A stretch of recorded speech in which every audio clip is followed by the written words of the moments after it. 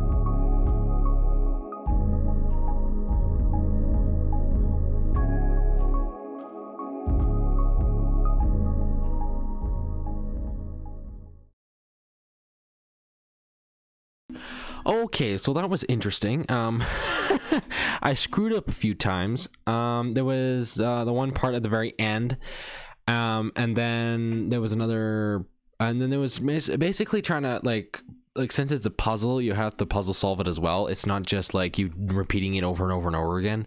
There's also certain things you have to solve, and I think that's what I'm, that's what I was doing. I did actually it did take longer because I definitely screwed up on one part. So yeah, so thank you for watching this video. I hope you enjoyed it, and goodbye. Like and subscribe, please.